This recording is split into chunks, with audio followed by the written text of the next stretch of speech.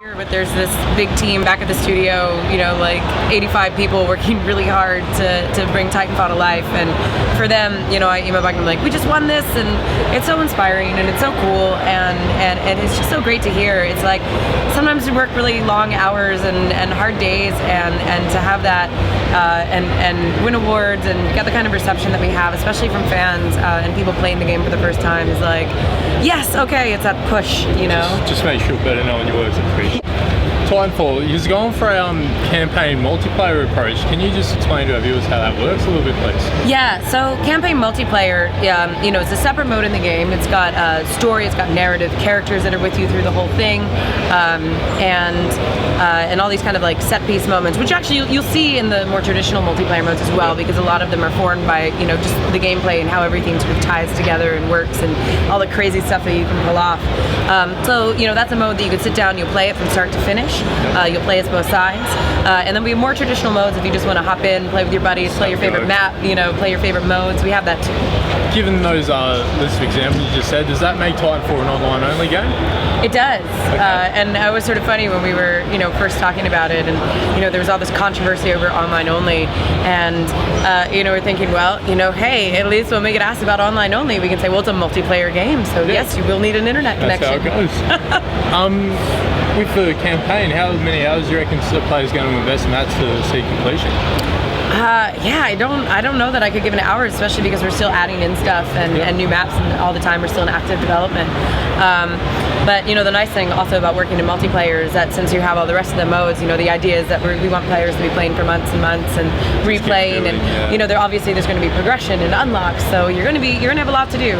Well, talking about progression and unlocks, downstairs at the video before you only announced a couple of types of Titans and a couple of types of pilots. Are those something you're looking to expand on, add more character classes? Yeah, so, well, the thing is that it's not really class-based. We've chosen a few loadouts for the show so that we can just get you straight into the game and hands-on and playing. But there are more Titans in the game. We haven't talked about them yet. Secrets. And there are 6 pilots in the build that you're seeing right now. There's a couple more going in. Yep. And the cool thing is you'll be able to choose your loadouts, choose your weapons, choose your abilities, you know, so that you can really play as you want to play. I mean, I'm more of an assault rifle person. That's how I like to play. But the smart pistol is really cool, and you know, really, you have to choose whatever fits your play style. I know many people that you know, play all sorts of stuff. You got your shotgunners, your pistol people, you know. Yeah, the weapons in the game there's certainly a lot of varying weapon types, like the electromagnetic grenade launcher. Where do you get your motivation and inspiration for those? Yeah, you know, some of them are sort of based out of, you know, weapons that you would traditionally find in a game, and from there it's, you know, what our design team plays with, what our engineers play with. I mean, that smart pistol that can lock on to 5 targets and then one click and it goes around corners, and it's like, you know, crazy. But you'll see that they're all sort of rooted in sort of very realistic stuff.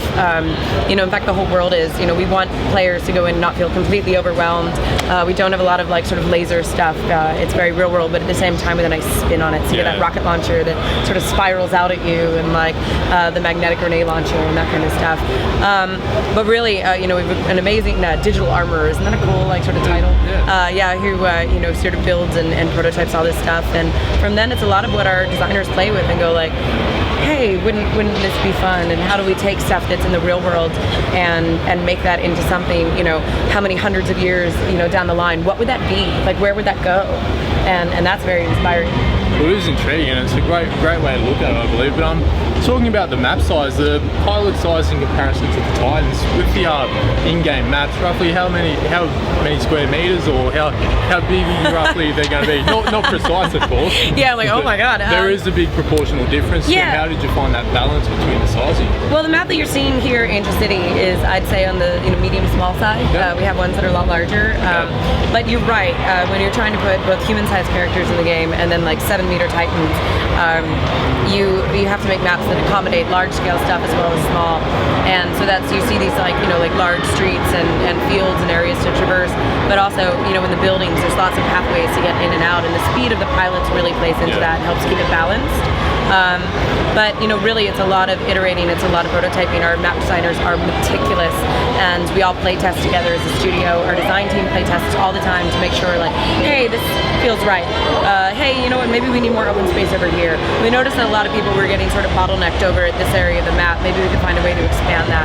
And so it's a lot of play testing. It's a lot of iteration, and it's a lot of really careful design. Well, that's Cool, cool.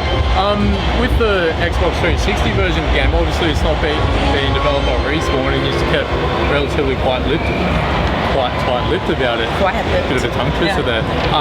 How's it come along? How's the port come along? Everything's come along well? Great. I mean, we check up on it, all the time, and and get to take a look at the game, and it's coming along really nicely. I get asked about specific differences a lot, and all I can say is like both are still in active development, so I can't really give a list, but it's a really talented team. They're doing a fantastic job. Oh, that's awesome. And companion apps, they seem to be the trend of the next generation. Yeah, gaming, no, right? I'm not a big smartphone man myself, but is that a path that? Yeah, we are working on a companion app, but I don't have any details to give you at this time. I know, isn't that always the worst? I used to be press, so I hate having to do that to people, but That's fine. Anything else you'd like to add to the interview? Nothing. I mean, it's just really exciting to be out right now and have something that's sort of different, and to see such positive response to new IP. I mean, it's always tough when you're going against established franchises that have been around for years and years, and we love a lot of those too, but to be there and to say like, hey, we're doing our own thing, we're off over here is really fun. No, it's certainly new and intriguing. I'm not much of a first-person shooter myself, but Titanfall in particular has caught my eye, and I'm looking very forward to it actually. Yeah, there's a lot of stuff in the game, for gamers like yourself that, there's a lot of people who sort of go, oh, FPS isn't my style. Oh, I'm not sure. Like, I always get, shot and killed and die right away. And the nice thing about Titanfall is, one, you can pull off a lot of the really cool stuff in the game very simply. Wall running is as easy as jumping in a wall, and our, engineers do some of the hard work for you. And, the other great thing is that, we put things in there to make players like you feel like you're doing well, feel like you're having a great time. The AI that populates the map is really great to sort of just like stomp on as a Titan and not overly dangerous, for a newer player. And the team has really worked hard to make sure that we're bridging the gap between people who sort of are immediately turned off by FPS, and then the hardcore fan that is like, I love this is my genre.